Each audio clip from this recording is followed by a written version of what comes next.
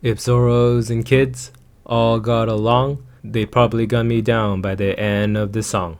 Seem like the whole meta go against me. Every time I'm in the sim, I hear croc, croc, croc, croc. 9 down, bottom deck, Mihawk. Fuck your Marcos, bottom deck with Mihawk. A few weeks ago, I was dicking around with Crocodile in OP02 and I was surprised how decent the deck was.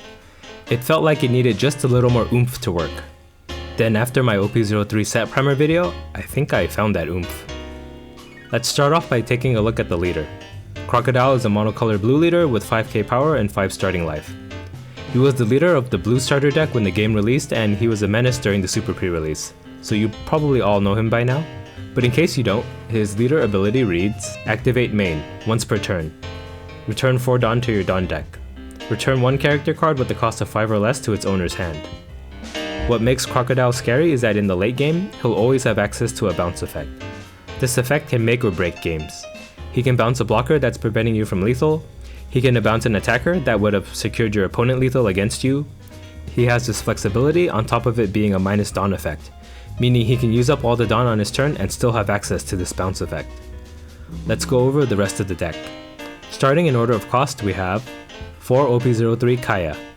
I'm going to probably echo a lot of what I said in my OP03 set primer, but Kaya is an insanely flexible 2k counter. She's already useful just as a 2k counter, but she can also cycle you 2 cards for just 1 Dawn, to help you draw your key cards and win conditions. Next is 4 starter deck Law. 1 cost blockers are incredibly strong, especially in a meta where we don't see unblockable rush cards much anymore. There's still a lot of new ways each deck has to deal with 1k power characters, but for 1 Dawn, you don't lose much from him dying and you have much more to gain if you manage to block something. Next is 4 OP01 Alvida. She's a 2k counter that can also be useful against Zoro and Law. On top of only costing 2, she can bounce an enemy character back to hand as well. This means she can be played early to attack back into your enemy Zoro's weenies, and then also bounce back something else that they haven't attacked with yet, so they can't buff it with Magura or Makino the next turn. Next is 4 OP01 Doflamingo. He's one of the best openers for blue. He lets you control how your next couple of turns will go, and he's a cheap blocker on top of that. He even has 1k counter. You'll notice the theme of this deck having multiple ways to find win conditions. Next is 4 starter deck Sentomaru.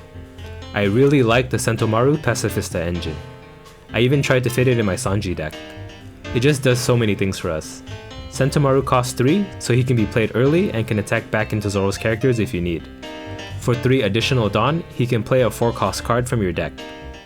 So you get a 1 Dawn discount and you essentially get to draw a card from your deck.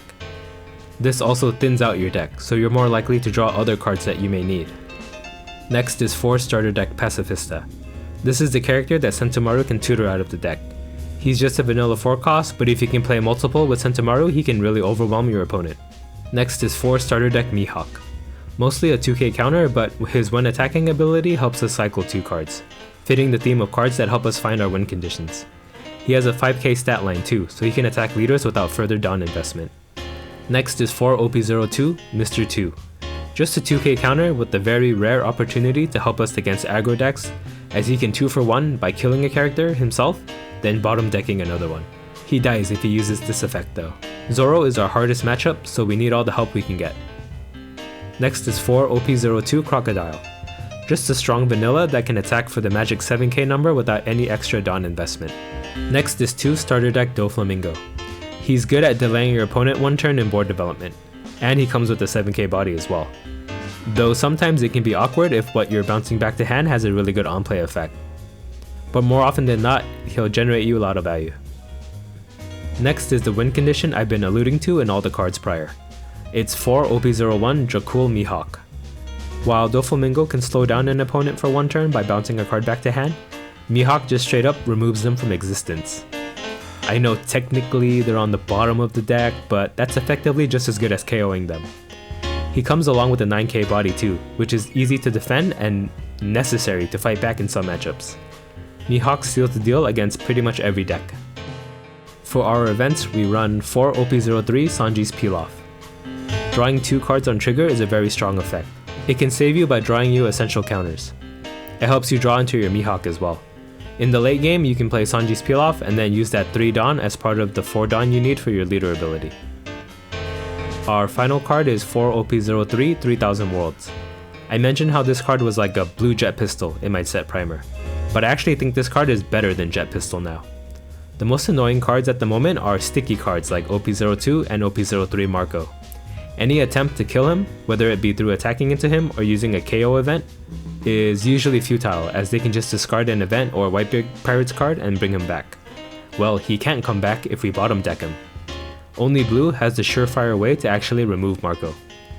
Blue is also the only color that can remove pesky black cards like Borsalino, Fukuro, and Smoker, who are immune to KO effects. It also hits OP01 Law and Starter Deck Law in Law decks that like to hide them behind their chump blockers. The card is even great on trigger. For starting hands, you'll want to see Sentomaru and blocker Doflamingo for sure. If you happen to draw a Law, that's nice too, but I'd prioritize having Sentomaru and Doflamingo first. With how Sentomaru works, you also want to not have any Pacifistas already in hand as well, if you can help it. If you're against a Zoro, you'll want to keep Alvida as well. For matchup advice, against aggro, this is probably your toughest matchup. Alvida, Doflamingo, and Sentomaru are the cards that will help you live long enough for you to stabilize. Against mid-range, between Sentomaru generating value, and removal in the form of 3000 Worlds and Mihawk, and the stat-efficient vanillas you run, and even your leader ability, the mid-range game is where you excel in generating favorable board states. Against control, Sentomaru is a great way to swarm a board with aggressive 6k bodies. You'll need Mihawk to fight back against their large characters. Doflamingo, 3000 Worlds, and your leader ability can help slow down the combo pieces they try to develop.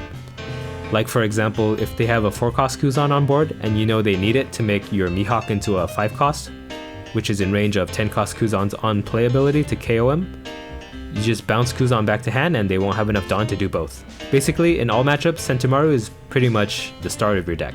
All in all, Crocodile feels like a pretty solid deck. With cards like Red Rock and Kaido coming in OP04, Blue's value will only go up. I'd be lying if I said Crocodile is a top tier deck, but amongst all the other leaders, he's a lot closer to the top than he is the bottom. I hope this video piques your interest in trying him out. Okay, bye. Card D Kaizoku.